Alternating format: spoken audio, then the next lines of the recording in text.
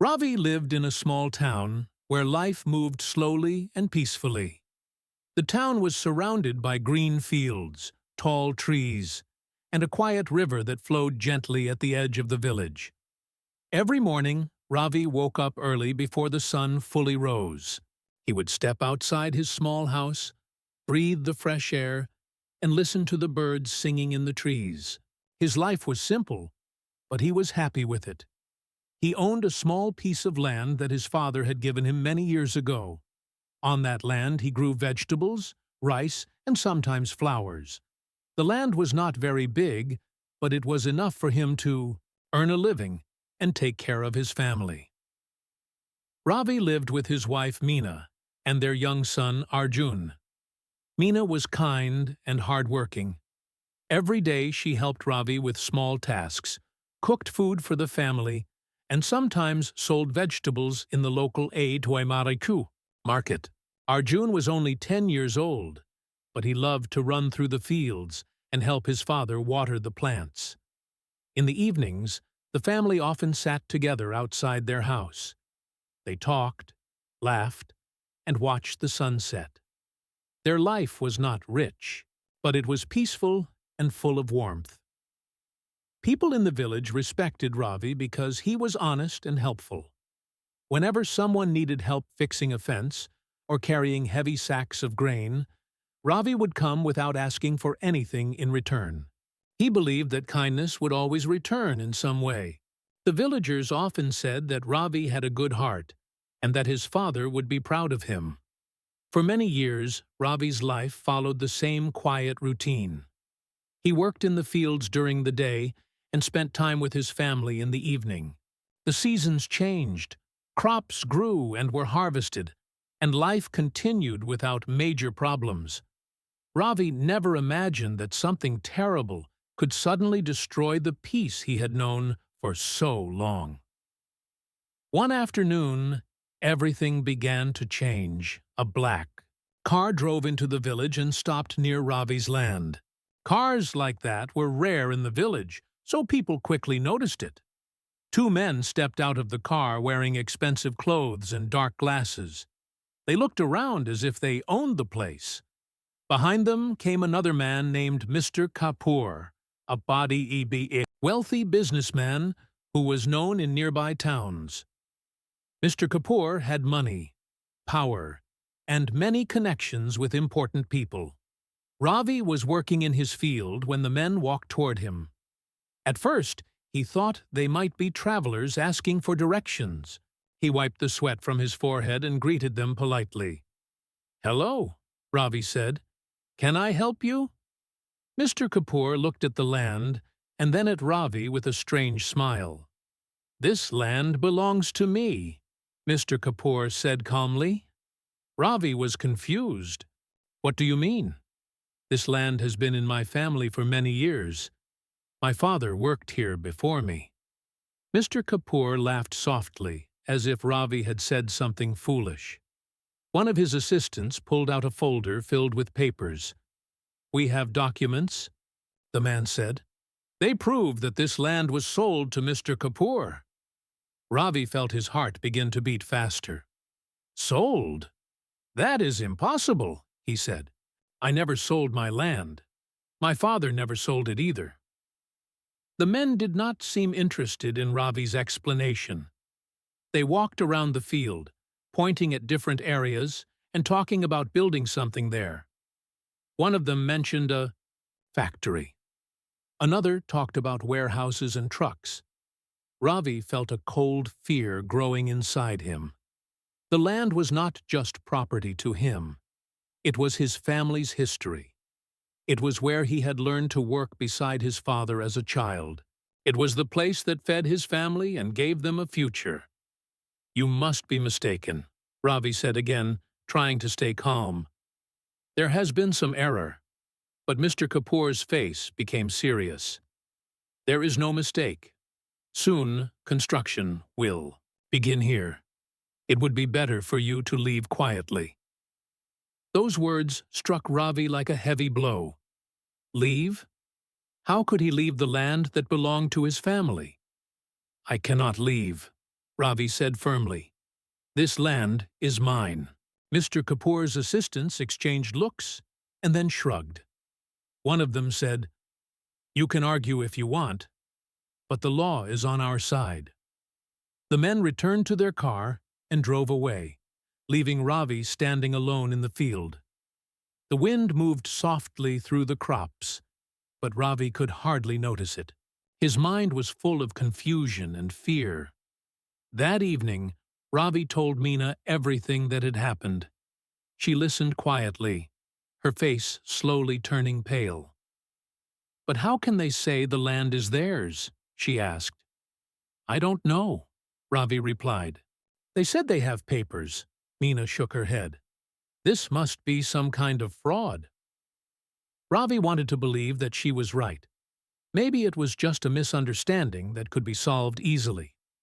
The next morning, he went to the local government office to ask about the land records. The office was old and crowded. Papers were stacked everywhere, and a few tired employees sat behind wooden desks. Ravi waited patiently for his turn. When he finally spoke to an officer, he explained the situation and asked them to check the records. The officer searched through some files and then looked at Ravi with little interest. "Yes," the officer said after a moment. "According to these documents, the land was transferred to Mr. Kapoor last year." Ravi felt shocked. "That cannot be true. I never signed anything." The officer shrugged. "Maybe someone from your family did." "No," Ravi said quickly. "My father passed away many years ago, and I am the only owner." The officer leaned back in his chair. "If you believe the documents are wrong, you can file a complaint. But these things take time." Ravi noticed the officer's bored expression. It was clear that he did not care much about the problem. Ravi tried to explain again, but the officer simply repeated the same answer. Finally, Ravi left the office, feeling helpless. He had expected the authorities to help him, but instead they treated the situation as if it were a small issue. Over the next few days, Ravi tried to talk to several other officials. Each time he told the story and asked for help, but the responses were always similar. Some people said the documents looked official. Others suggested that Ravi should speak directly with Mr. Kapoor and accept some money for the land. Ravi could not believe what he was hearing. Why would he accept money for something he had never agreed to sell? Meanwhile, rumors began spreading through the village. Some people said a big company planned to build a factory on Ravi's land. Others said the land had already been sold and that Ravi was refusing to accept reality. A few villagers supported Ravi and believed he was telling the truth, but many were afraid to speak against Mr. Kapoor because of his power and connections. One evening, Ravi walked through his field slowly. The sky was turning orange as the sun set. He touched the soil with his hands, remembering how his father had taught him to plant seeds there. He felt a deep sadness in his heart. "Father," he whispered softly, "what should I do?" At home, Meena tried to comfort him. She said they would find a way to prove the truth. But Ravi could see the worry in her eyes. Their entire future depended on that land. A week later, something even worse happened. Early in the morning, several trucks arrived near the field. Workers jumped out and began placing wooden stakes in the ground as if marking areas for construction. Some carried measuring tools, while others started clearing small sections of crops. Ravi ran toward them in panic. "Stop!" he shouted. "You cannot do this. This is my land." One of the workers looked uncomfortable, but continued working. Soon a supervisor arrived and told Ravi that they were following orders from Mr. Kapoor. Ravi tried to block their work, but the supervisor warned him that the police could be called. Feeling desperate, Ravi went to the local police station. He explained everything and begged them to stop the construction until the matter was investigated. The police officer listened for a few minutes, and then sighed. "This is a legal dispute," the officer said. "If Mr. Kapoor has documents, we cannot stop his work without a court order." Ravi felt as if the ground beneath his feet had disappeared. "But the documents are fake," he insisted. "You must prove that in court," the officer replied calmly. Ravi walked out of the police station slowly. The bright sunlight outside seemed harsh and cruel. He felt small and powerless against the system. For the first time in his life, Ravi truly understood how difficult it was for ordinary people to fight against powerful individuals. Days passed, and the construction activity slowly increased. More workers came. More sections of Ravi's crops were destroyed. Each time Ravi tried to stop them, he was ignored or threatened. The emotional pain began to grow inside him. At night, he could not sleep well. He kept thinking about the injustice happening before his eyes. His mind was filled with questions. How could someone simply take his land? Why were the authorities refusing to help? Why did the documents show something that was not true? Meena also struggled with fear and uncertainty. She worried about their son, Arjun, who had started asking questions about why strangers were working in their field. One evening, Arjun asked quietly, "Father, are we losing our land?" Ravi looked at his son and felt his heart break. He wanted to give a strong answer, but the truth was that he did not know what would happen. "We will fight for what is right," Ravi said finally. But inside, he felt the heavy weight of doubt and frustration. The injustice had only just begun, and Ravi's peaceful life was already starting to crumble. The powerful people responsible for the wrongdoing continued moving forward confidently, protected by money, influence, and connections. Meanwhile, Ravi stood almost alone, trying to defend the truth. The emotional pain of helplessness grew stronger every day. Yet somewhere deep in his heart, a small spark of determination remained. Ravi knew that giving up would mean losing everything. Not only the land, but also the dignity and memories connected to it. And so the foundation of a long and difficult struggle had been created, a struggle between a simple man seeking justice and powerful forces determined to silence him. After the construction workers began marking the land and destroying Ravi's crops, his life no longer felt peaceful. Every day he woke up with a heavy feeling in his chest. The green field that once made him proud now looked like a place of conflict and pain. Wooden stakes were pushed into the soil, ropes were tied between them, and strange men walked around measuring the ground. Ravi felt as if strangers had entered his home and were slowly taking everything away. At first, Ravi felt only confusion and anger, but after some time, another feeling began to grow inside him: determination. He realized that if he did nothing, he would lose the land forever. The authorities were not helping him, and the powerful businessman seemed very confident.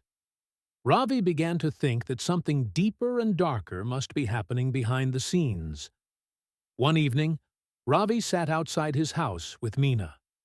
The sky was dark and quiet, and the wind moved gently through the trees.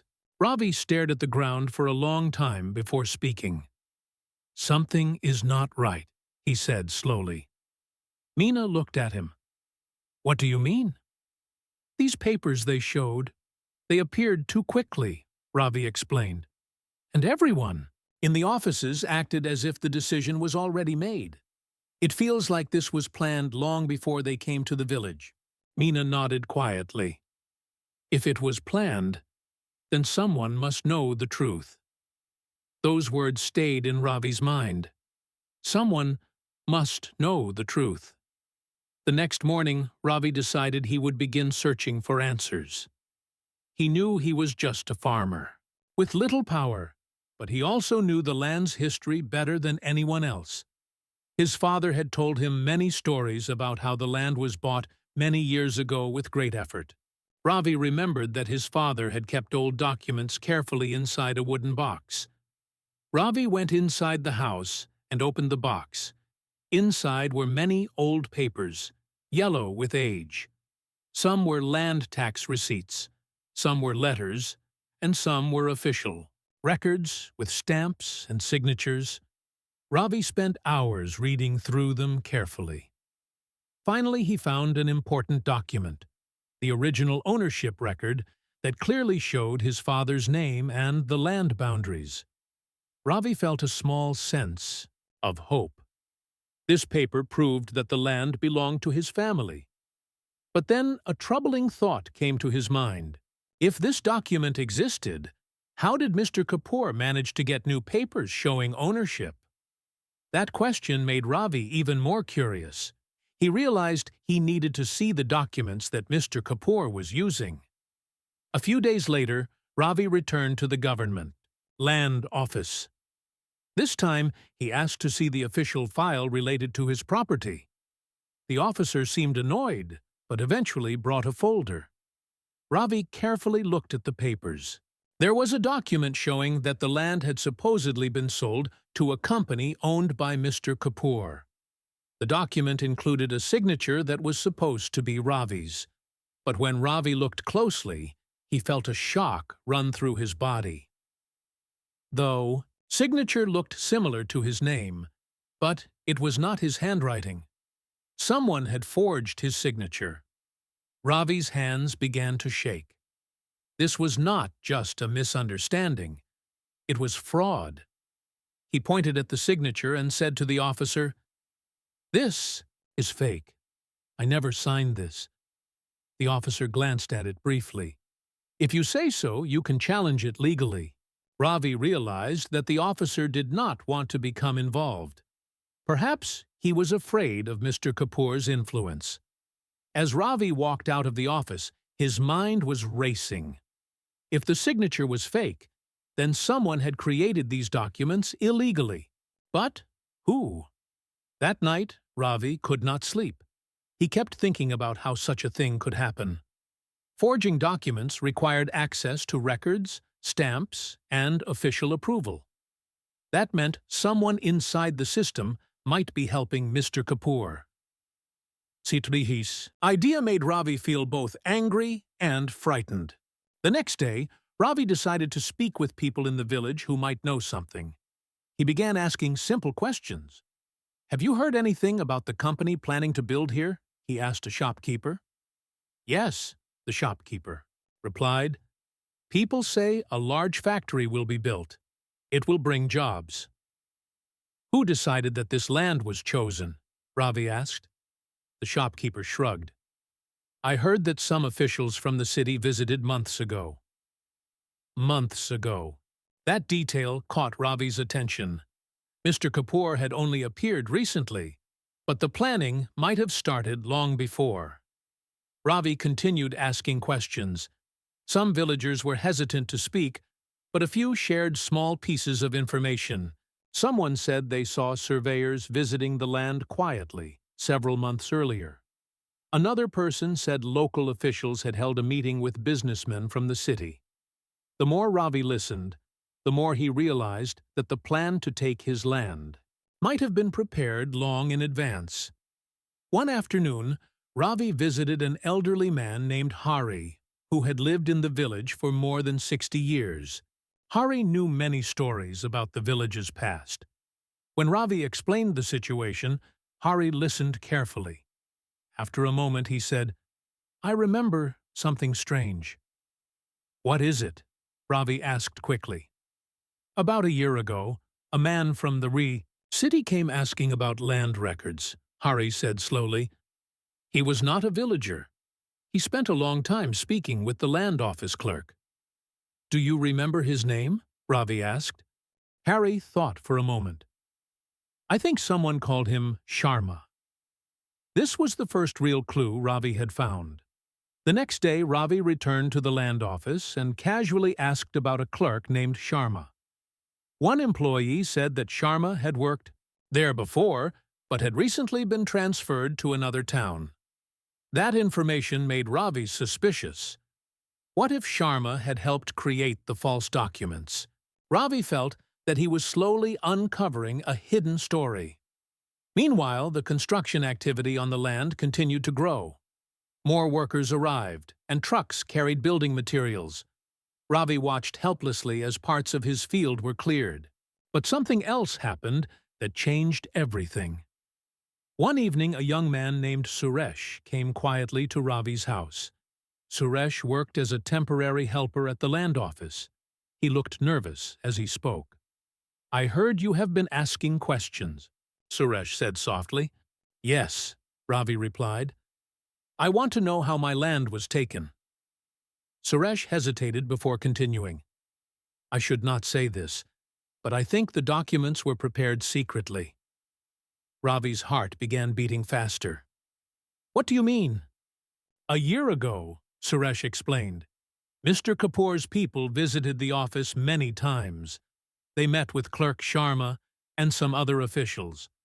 After those meetings, new papers suddenly appeared in the records." "Did anyone question them?" Ravi asked. "No," Suresh said quietly. "They had approval from higher authorities." Ravi felt anger rising inside him. It sounded like corruption. "But why my land?" Ravi asked. Suresh looked around carefully before answering. "I overheard something during one meeting," he said. "Your land is in the perfect location for a new industrial road that the company wants to build. Without that land, the project cannot connect to the highway." Ravi finally understood something important. The powerful businessman did not want his land by accident. The land was essential for a large development project. If the company built a factory and rode there, they could make huge profits. Taking Ravi's land was simply the easiest way to complete their plan. This realization made Ravi feel both shocked and determined. The crime had not happened randomly. It had been carefully planned for money. But the truth was still hidden. Over the next few weeks, Ravi continued collecting information. He visited nearby towns and spoke with people who knew about Mr. Kapoor's business activities. Slowly, he discovered more details. Mr. Kapoor owned several companies involved in construction and manufacturing. Recently, he had been working on a large project that required land near highways and transport routes. Ravi's field happened to sit at a key location where a new road could pass. That meant the land's value was far greater than Ravi had ever realized. The more Ravi learned, the clearer the situation became. Mr. Kapoor and his partners wanted the land quickly. Instead of negotiating honestly, they had created fake documents to take it. But proving such a crime would not be easy. Ravi needed stronger evidence. One day, something unexpected happened that brought him closer to the truth. While visiting the town market, Ravi met an old acquaintance named Ajay, who worked as a driver for a construction company. When Ajay heard Ravi's story, he looked surprised. "I think I know something about this," Ajay said quietly. "What do you mean?" Ravi asked. "Last year, I drove some company managers to meetings about a project near your village," Ajay explained. "They were discussing land acquisition. One man said there was a farmer who might refuse to sell." Ravi felt his heart pound. "Did me Fiti, they say my name?" Ajay nodded slowly. "Yes. They said Ravi might be stubborn." Ravi was shocked. That meant the company had already expected him to refuse selling the land. The plan to create fake documents might have been prepared in advance. Ajay also remembered something else. One of the managers said that if the farmer refused, other methods would be used, Ajay said. Those words sent a chill through Ravi's body. It confirmed that the injustice was not accidental. It was a deliberate scheme. By now, Ravi had gathered several clues: a forged signature, suspicious meetings, a transferred clerk, witness statements, and the knowledge that his land was essential for a profitable project. But none of these pieces alone were enough to prove the crime officially. Still, Ravi felt something new growing inside him: hope. For the first time since the injustice began, he believed that the truth could eventually be exposed. Every clue was like a small light in the darkness. Together, they began forming a path toward justice. However, Ravi also understood that the people behind the crime were powerful and would not easily allow their secrets to be revealed. The more he searched for the truth, the more dangerous the situation might become. But Ravi had already lost too much to turn back now. The hidden truth behind the crime was slowly coming into the open, piece by piece, and the suspense of what would happen next grew stronger with every discovery. Ravi's life had changed completely since the day the powerful businessman claimed his land. The quiet and peaceful days he once enjoyed now felt like a distant memory. Every morning when Ravi stepped outside his house, he saw construction workers moving around his field, trucks bringing materials, and strangers treating the land as if it already belonged to them. The crops he had grown with so much care were disappearing slowly. The soil that once represented hope now reminded him of injustice. For many weeks, Ravi felt trapped between fear and helplessness. He had tried speaking with government offices, police officers, and local authorities, but none of them truly helped him. Some people ignored him, while others advised him to accept money and move on.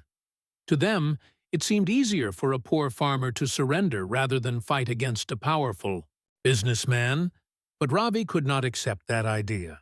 The land was not just a piece of property. It was the place where his father had worked for many years. It was where Ravi had grown up, learned responsibility, and built his family's future. Every corner of the land carried memories. Losing. It meant losing a part of his life. Even though Ravi had discovered clues about the fraud and the hidden plan behind the land grab, he still felt uncertain about what to do next. Gathering information was one thing, but challenging a wealthy and influential man in court was something much bigger. One evening, Ravi sat quietly outside his house, watching the sky turn dark. Meena noticed that he had been silent for a long time. "What are you thinking about?" she asked gently. Ravi took a deep breath before answering. "I have been trying to understand everything that happened," he said. "The fake documents, the meetings with officials, the plans for the road and factory. It was all planned carefully." Meena nodded slowly. "I feel angry," Ravi continued. "But more than that, I feel that this is wrong, not only for us, but for everyone. If powerful people can steal land like this, what will happen to other families?" Meena looked at him with concern. "What do you want to do?" Ravi did not answer immediately. He looked toward the direction of the field, where lights from construction vehicles could be seen in the distance. Finally, he spoke quietly, but firmly. "I want to fight." Meena was silent for a moment. She understood that Ravi was serious. "Fighting them will not be easy," she said softly. "They have money, connections, and influence." "I know," Ravi replied. "But if I stay silent, they will win without even trying. I cannot allow that." Those words marked an important moment in Ravi's life. For weeks he had felt like a victim of circumstances, but now he was beginning to see himself as someone who could challenge the injustice. The next day, Ravi began thinking seriously about legal action. He knew that courts existed, to resolve disputes and protect people's rights. However, he had never been involved in a legal case before. The idea of entering a courtroom, speaking in front of judges, and facing powerful lawyers felt intimidating. Still, Ravi reminded himself that truth was on his side. He decided to visit a lawyer in the nearby town. After asking several people for recommendations, Ravi met a lawyer named Mr. Desai who had experience handling land disputes. When Ravi entered the lawyer's office, he felt nervous. The room was filled with books, files, and legal papers. Mr. Desai welcomed him politely and asked him to explain the situation. Ravi carefully told the entire story, from the first visit by Mr. Kapoor to the discovery of the forged signature and the clues about the development project. Mr. Desai listened attentively without interrupting. When Ravi finished speaking, the lawyer leaned back in his chair and thought for a moment. "This is a serious matter," Mr. Desai said finally. "If what you are saying is true, then fraud may have been committed."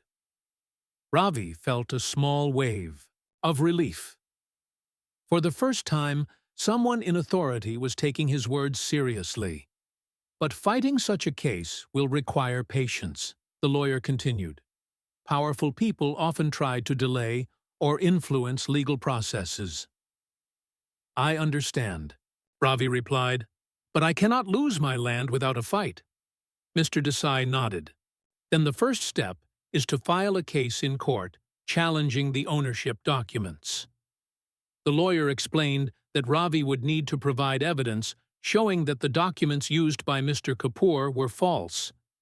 They would also need to present witnesses and records proving Ravi's original ownership. Ravi shared the documents he had found in the wooden box and described the information he had gathered from villagers and witnesses. Mr. Desai examined the papers carefully. "These documents are important," he said. "They show a long history of ownership. If the signature on the new document is forged, that will be a strong argument." Ravi felt hopeful, but also aware that the journey ahead would be long. Over the next several days, Ravi worked closely with the lawyer to prepare the legal case. They collected copies of land records, tax receipts, and other official documents showing Ravi's ownership. Ravi also spoke with people who had shared information earlier, asking if they would be willing to testify if necessary. Some agreed, while others hesitated out of fear. One man told Ravi honestly, "I believe you, but I am afraid of getting involved. Those people are powerful." Ravi understood their fear. He himself felt worried sometimes. Challenging someone like Mr. Kapoor could bring unexpected trouble. One evening, while Ravi was returning from town, he noticed a car following him slowly. The vehicle stopped briefly near his house before driving away. The incident made him uneasy. He began to suspect that Mr. Kapoor's people were aware of his actions. A few days later, Ravi received a visit from a stranger dressed in formal clothes. The man spoke politely, but with a hidden message. "Mr. Kapoor believes this conflict can be solved peacefully," the man said. "What do you mean?" Ravi asked. "If you agree to withdraw your complaints and move away from the land, you will receive a generous payment." Ravi felt anger rising inside him. "I never sold my land," he replied firmly. "Why should I accept money for something that was stolen?" The man's polite smile faded slightly. "Think carefully," he said. "Legal battles can take years and may create difficulties for your family." Ravi looked directly at him. "I have already thought carefully," he said. The man left soon after, but the message was clear. Mr. Kapoor's side was trying to stop Ravi before the case even reached court. When Ravi told Mr. Desai about the visit, the lawyer nodded knowingly. "This is not unusual," he said. "Sometimes powerful parties try to settle matters quietly to avoid legal scrutiny. But I will not accept it. Ravi said. Mr. Desai smiled slightly. Then we continue. Finally, the day came when the legal documents were ready. Ravi officially filed a case in court challenging the ownership transfer and accusing the company of fraud. The moment felt both frightening and empowering. When Ravi signed the legal papers, he knew he was starting a battle that could change his life. News of the case spread quickly through the village. Some people admired Ravi's courage, while others wondered whether he was making a dangerous mistake. An elderly neighbor told him, "You are brave, but be careful. Powerful people do not like being challenged." Ravi respected the advice, but remained determined.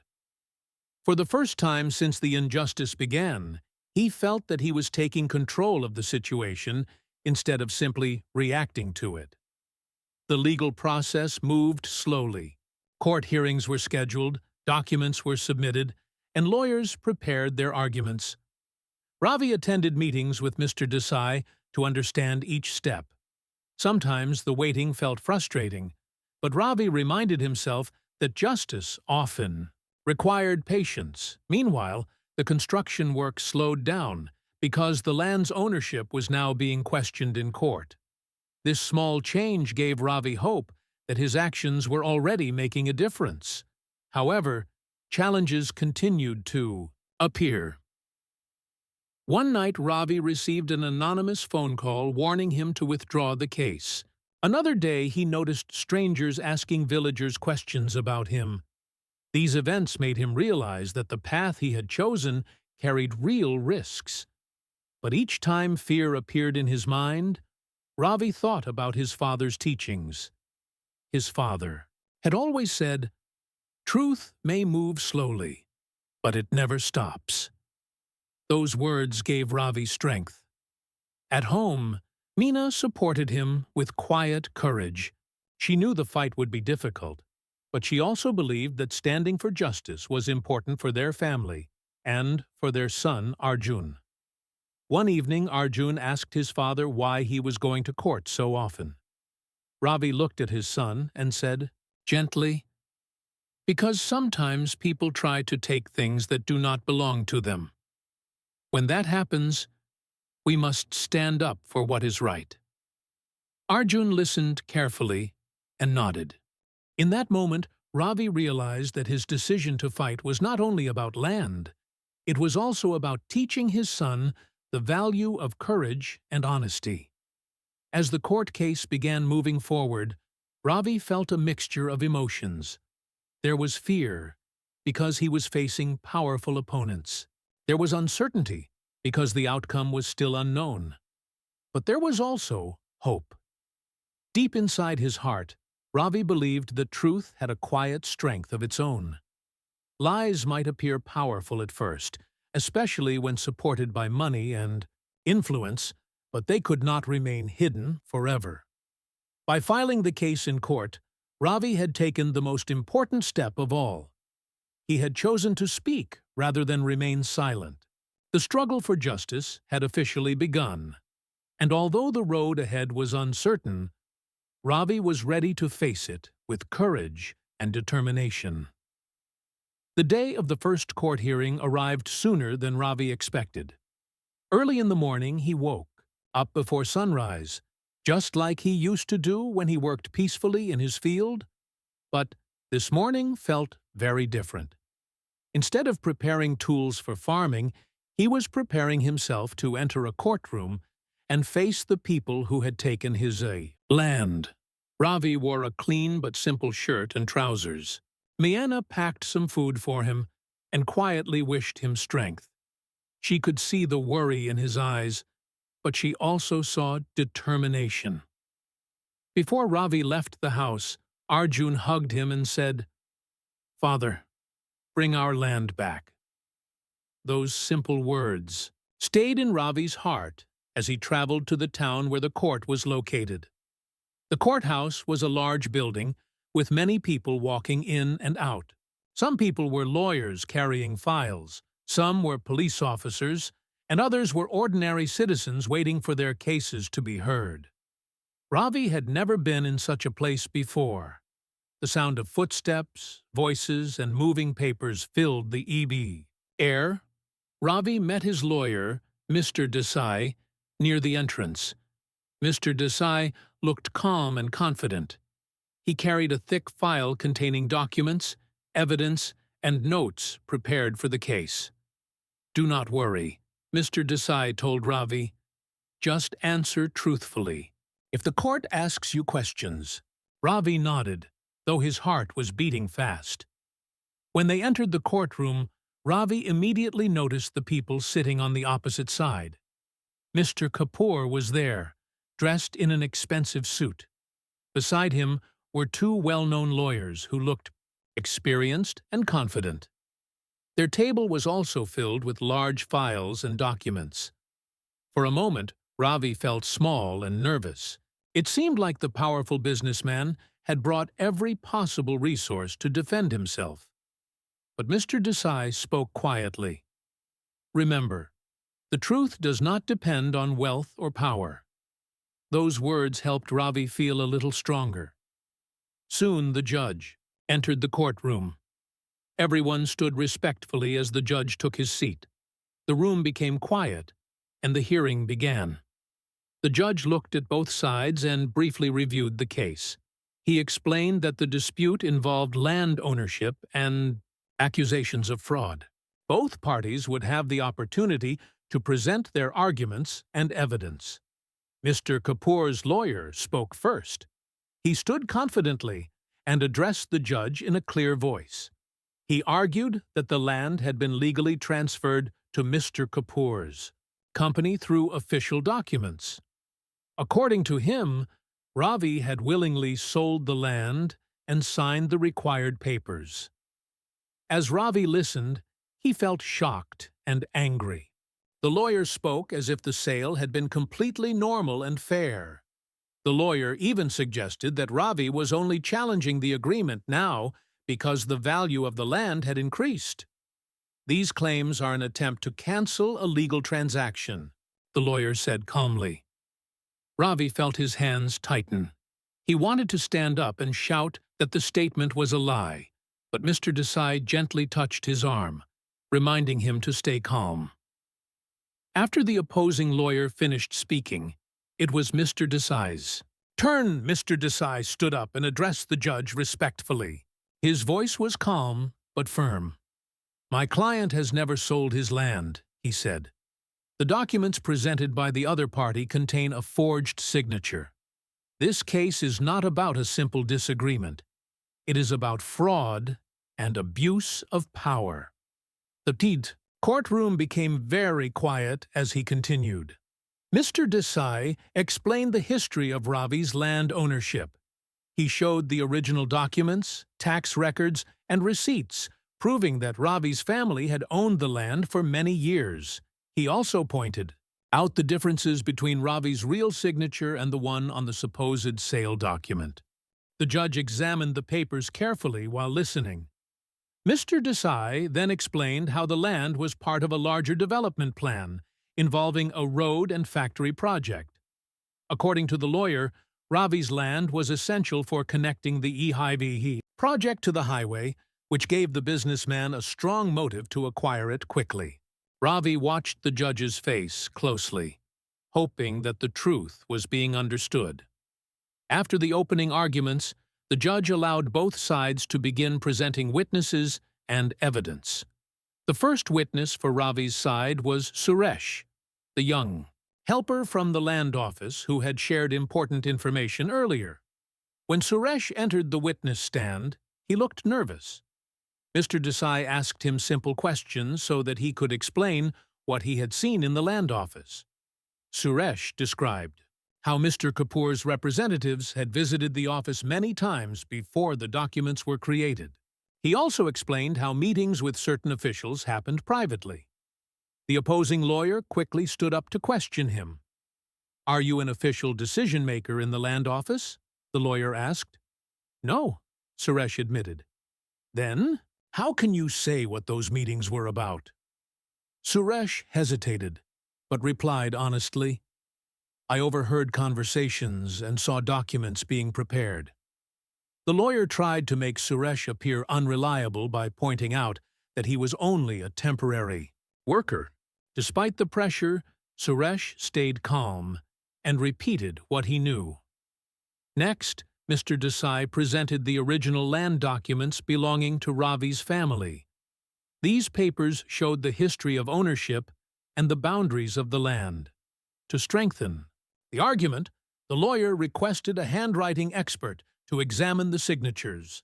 A few days later, the expert appeared in court to explain his findings.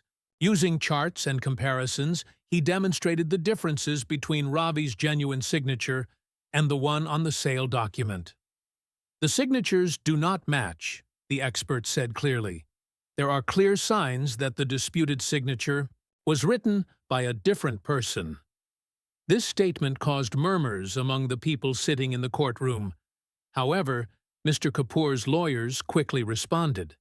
They argued that handwriting analysis could sometimes be inaccurate and suggested that Ravi might have signed the document differently at another time.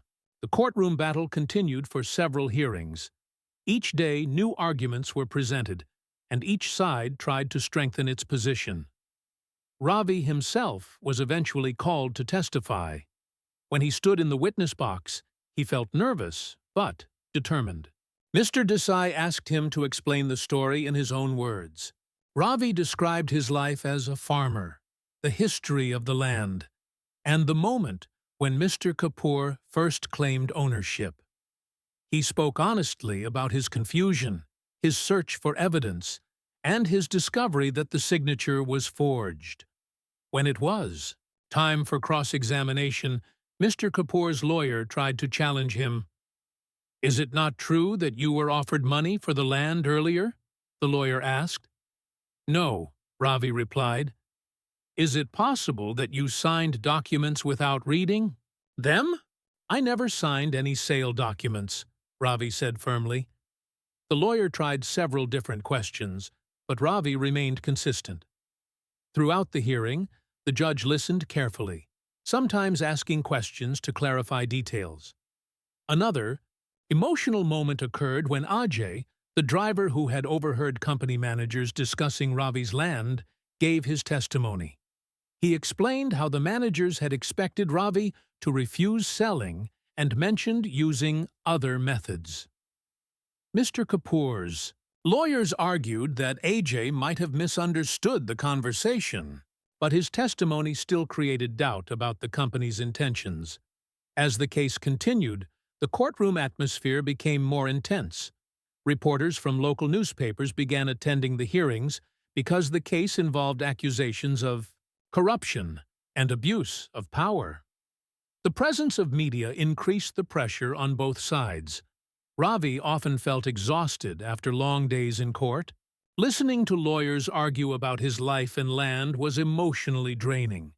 Sometimes he wondered whether the fight was too big for him, but each time he returned home, Meena reminded him why he had started this battle. "You are standing for the truth," she said. "That is always worth the effort." Gradually, the judge began to see the larger picture. The evidence about the forged signature, the suspicious meetings, and the development project created serious questions about the legitimacy of the land transfer. Still, the final decision had not yet been made. During the last stage of the trial, both sides presented their final arguments. Mr. Kapoor's lawyer repeated that the documents were legal and warned that canceling the transfer could harm the development project and investors. Mr. Desai responded firmly. "This case is not about business profits," he said. "It is about justice. If powerful individuals can create fake documents to take land from ordinary citizens, then the law loses its meaning." The courtroom remained silent as he finished. Speaking, the judge announced that he would review all evidence carefully before giving the final decision. As Ravi left the courthouse that day, he felt both tired and hopeful. The courtroom battle had been long and emotionally intense, but he knew that the truth had finally been heard. Now everything depended on the judge's decision. The courtroom battle between Ravi and the powerful businessman had already lasted for many weeks. Each hearing had been full of arguments, documents, and long explanations from both sides. Some days Ravi felt hopeful, especially when his lawyer presented strong evidence about the forged signature. Other days he felt worried because Mr. Kapoor's lawyers were experienced and always ready with new arguments. The judge had listened carefully to every detail. Witnesses had spoken, experts had explained their findings, and both lawyers had tried to convince the court that their version of the story was correct. But even with all the evidence presented so far, the case still felt incomplete. There were many clues about fraud and suspicious planning, but nothing had yet revealed the entire truth behind the crime. Ravi sometimes wondered whether the final answer would ever appear. At night he often thought about everything that had happened since the day the black car first arrived in the village. His peaceful life had been turned upside down, and the fight for justice had taken all his strength. But something unexpected was about to change everything. One afternoon, while Ravi was preparing to leave the courthouse after another hearing, Mr. Desai received a phone call. Ravi noticed that the lawyer's expression changed while listening. After ending the call, Mr. Desai turned to Ravi with a serious look. "Something important may have been found," he said. Ravi felt both curious and nervous. "What is it?" "Oh, former employee from Mr. Kapoor's company wants to speak with us," the lawyer explained. "He claims to have information about the land project." Ravi's heart began beating faster. For a long time he had suspected that the truth behind the crime involved more people and hidden plans. Perhaps this person could reveal something important. The next day, Ravi and Mr. Desai met the man in a quiet office. His name was Mahesh. He looked tired and slightly afraid, as if he had been carrying a heavy secret for a long time. Mahesh explained that he had worked as a records manager for one of Mr. Kapoor's companies. His job involved organizing project files, contracts, and planning documents. "I did not want to get involved in anything illegal," Mahesh said quietly. "But when I saw the news about this case, I realized that something wrong had happened." Mr. Desai listened carefully. "What exactly did you see?" the lawyer asked. Mahesh took a deep breath before answering. "There is a special file in the company archives," he said. "It is called the Project Registry. It contains internal notes, plans, and instructions related to land acquisitions." Ravi leaned forward. "Does it mention my land?" Mahesh nodded slowly. "Yes," he said. "Your land is listed there." Ravi felt a wave of tension. For months he had suspected that his land was taken because it was important for the development project. Now there might finally be proof. Mahesh continued explaining. "In the registry, there are notes written by senior managers," he said. "One section explains that your land was critical for connecting the industrial road to the highway. Another section describes strategies for acquiring the land quickly." Mr. Desai asked an important question. "Does it say how they planned to get the land?" Mahesh hesitated before answering. "Yes," he said quietly. "One note says that if the farmer refuses to sell, documents can be adjusted through contacts in the land office." Those words filled the room with silence. Ravi felt both shocked and relieved. The hidden truth he had suspected was now becoming real evidence. Mahesh then revealed something even more important.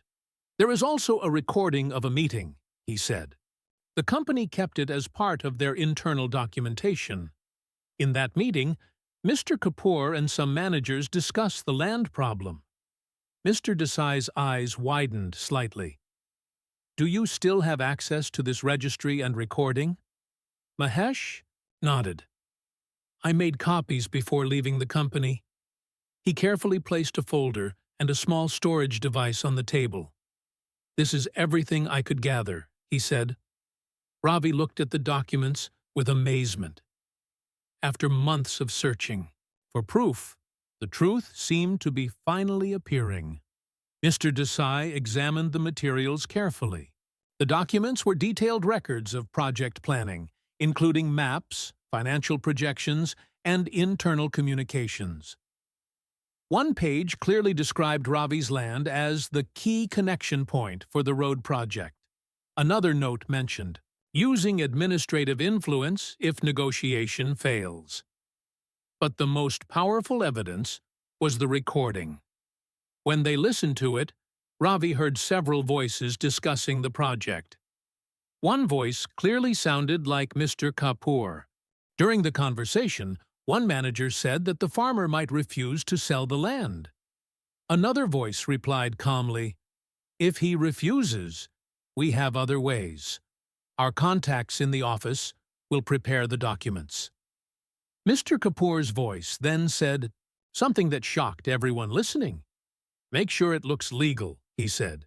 "Once the papers are approved, he will have no choice." The room became silent after the recording ended. Ravi felt a mixture of emotions, anger, sadness, and relief. For months, the businessman had denied any wrongdoing, claiming that the land transfer was completely legal. But this recording showed the truth behind the plan. Mr. Desai spoke slowly. This evidence could change the entire case. Mahesh looked nervous. "I am willing to testify if necessary, but I am afraid," the lawyer reassured him. "The court will protect witnesses," he said. Soon the new evidence was officially submitted to the court. When the judge scheduled a special hearing to review the material, many people became curious about what would happen next. The courtroom was unusually crowded on the day the evidence was presented. Reporters, lawyers, and observers filled the seats. Ravi sat quietly beside his lawyer, feeling both hopeful and anxious. Mr. Kapoor also looked serious as he spoke with his legal team. When the hearing began, Mr. Desai requested permission to introduce a newly discovered evidence called the Project Registry. He explained that it contained internal documents and recordings revealing the real motive behind the land acquisition. The judge allowed the material to be presented. As the documents were shown in court, the atmosphere began to change. The registry clearly described Ravi's land as essential for the development project. It also included notes about using administrative influence to secure the land. Then came the moment when the recording was played. The courtroom became completely silent as the voices from the meeting filled the room. Everyone listened carefully to the conversation about the farmer refusing to sell and the suggestion to prepare documents through contacts. When Mr. Kapoor's voice spoke about making the papers look legal, visible reaction spread across the room. Some people looked surprised. Others whispered quietly. Ravi looked at the judge's face, hoping that the truth was being understood. After the recording ended, Mr. Kapoor's lawyers immediately stood up to object. They argued that the recording might have been edited or taken out of context, but Mr. Desai responded by presenting technical verification showing that the recording was authentic and unaltered. Mahesh also testified about how the E2IA's registry was maintained in the company archives and how the meeting recording was stored as part of official project documentation. During cross-examination, Mr. Kapoor's lawyers tried to question Mahesh's credibility. They suggested that he might be speaking out of personal revenge after leaving the company. Mahesh answered calmly, "I am not seeking revenge," he said. "I only want the truth to be known." The judge listened carefully to every detail. The hearing continued. It became increasingly difficult for the defense to explain the evidence. The registry showed clear planning, and the recording revealed discussions about manipulating documents. For the first time since the case began, the powerful narrative created by the accused started to collapse. Ravi could feel the shift in the courtroom atmosphere.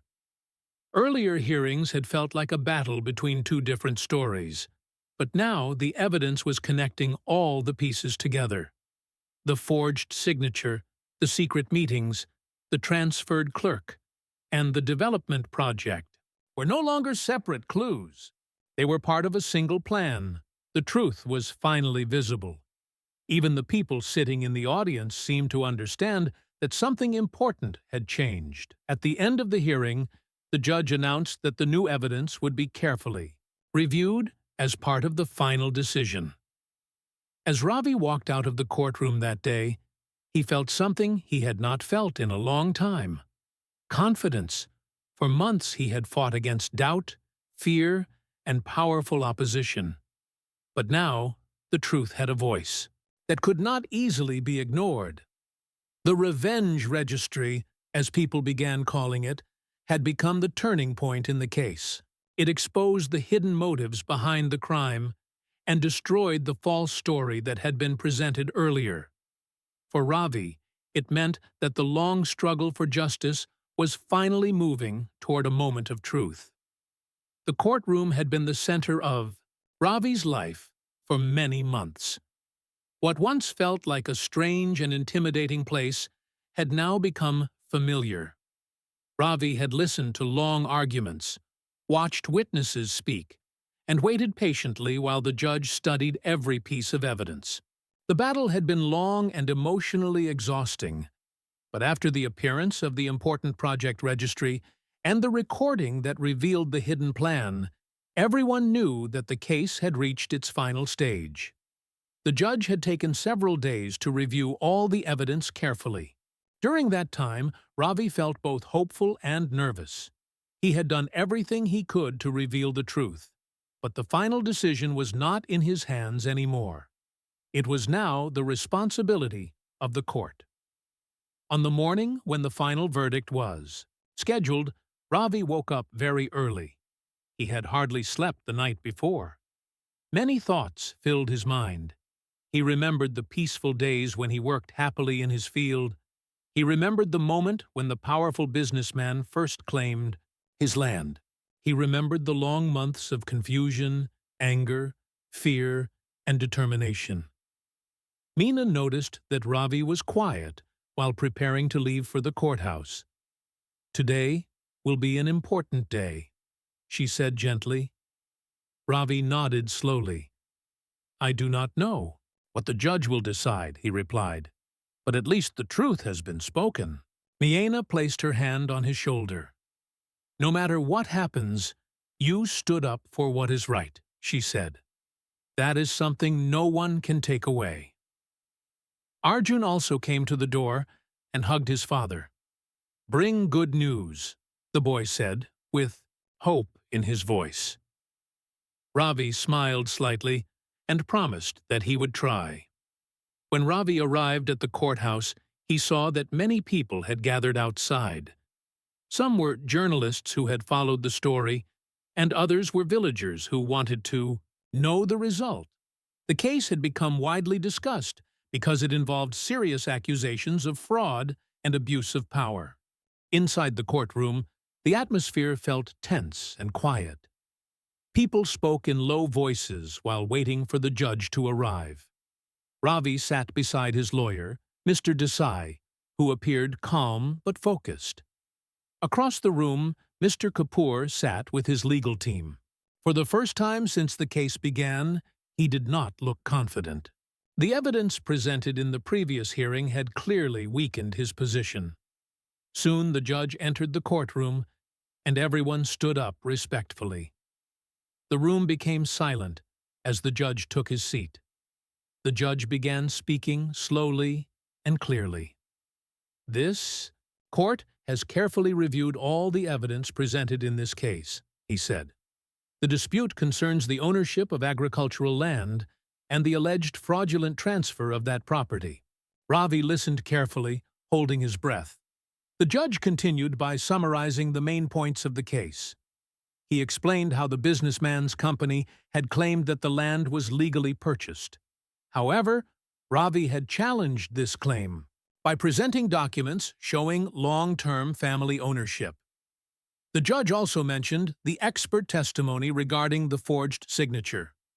The handwriting analysis indicates significant differences between the genuine signature of the plaintiff and the signature on the disputed document, the judge said. Then the judge spoke about the most important evidence that had recently appeared.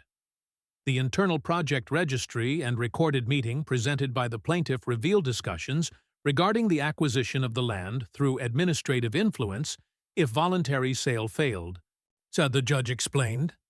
As those words echoed through the courtroom, many people realized that the truth had become undeniable.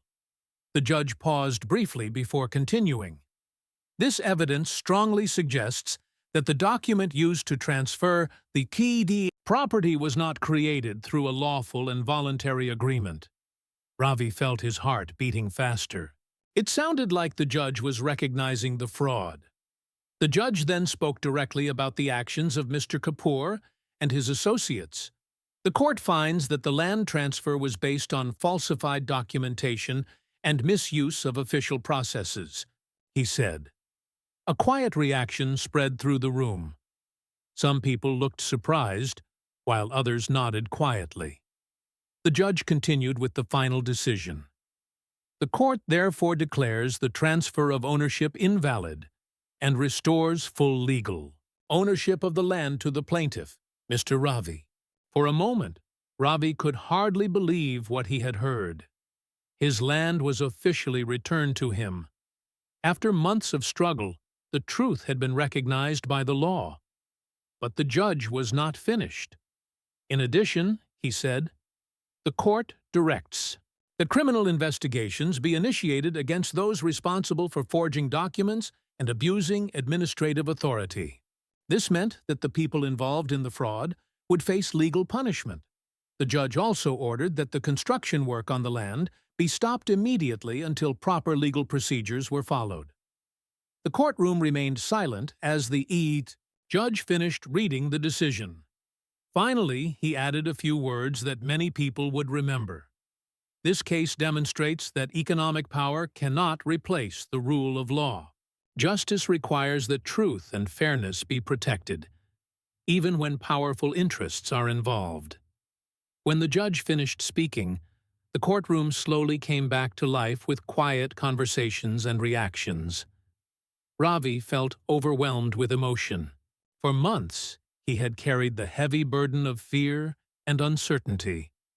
Now that burden was finally lifting. Mr. Desai turned to him with a small smile. "Congratulations," the lawyer said. "Justice has been served." Ravi shook his hand gratefully. Across the room, Mr. Kapoor and his lawyers quickly gathered their papers. Their confident attitude from earlier hearings had disappeared. The evidence and the judge's decision had changed everything. Outside the courthouse, reporters began asking questions and taking photographs. Many villagers who had supported Ravi came to congratulate him. One elderly man said proudly, "You showed great courage." Another person said, "Your fight helped everyone understand that truth matters." But Ravi did not feel proud in a loud or boastful way. Instead, he felt calm and relieved. The struggle had been long, and the victory belonged not only to him, but to the idea of justice itself. When Ravi returned to the village later that day, many neighbors gathered to welcome him. News of the verdict had spread quickly. Meena was waiting outside the house when he arrived. She looked at his face and immediately understood. "We won?" she asked softly. Ravi nodded. "Our land is ours again," he said. Meena smiled with relief, and tears filled her eyes. Arjun ran forward happily and hugged his father tightly. For the first time in many months, Ravi felt the same peace that he used to feel while standing in his field. The next morning, Ravi walked to the land just after sunrise. The construction. Workers had already left after the court order, and the machines were gone. The soil was quiet again. Ravi knelt down and touched the ground with his hands. It felt like greeting an old friend after a long separation. He remembered how close he had come to losing everything. If he had accepted silence or fear, the truth might never have been revealed. Instead, he had chosen to fight. The journey had been difficult. There had been threats, doubts, and long days in court. But in the end, honesty and determination had brought justice. Ravi decided to begin restoring the field slowly. Some parts had been damaged by construction activity, but he believed that the land could heal with time. Villagers often visited him during those days. Many people spoke about the importance of standing up for what is right. Ravi's story had become an example of courage.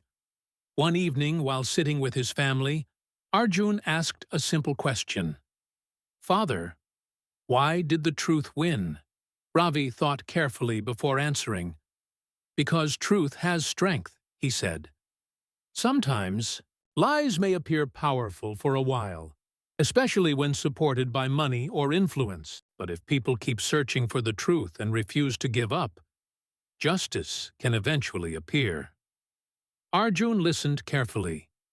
"So we should never stay silent when something wrong happens?" the boy asked. Ravi smiled gently. "Yes," he said. "Silence allows injustice to grow. Courage allows truth to be heard." The story of Ravi's struggle spread beyond the village. Many people heard about the case and discussed its lesson. Some saw it as a reminder that laws exist to protect everyone, not only the rich or powerful. Others saw it as proof that ordinary people can make a difference when they refuse to surrender to injustice.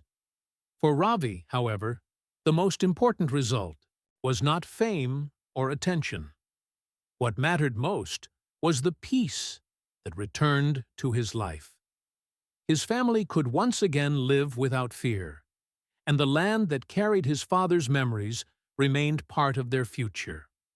The long journey had taught Ravi many lessons.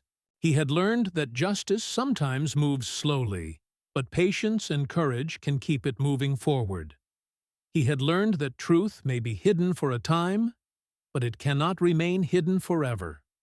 Most importantly, he had learned that one person's determination can challenge even the most powerful forces. As the seasons changed and new crops began growing again in the field, Ravi felt grateful for the strength that had carried him through the struggle. The story ended not with anger or revenge, but with a quiet and powerful lesson. Truth and justice may take time, but in the end, they find their way into the light.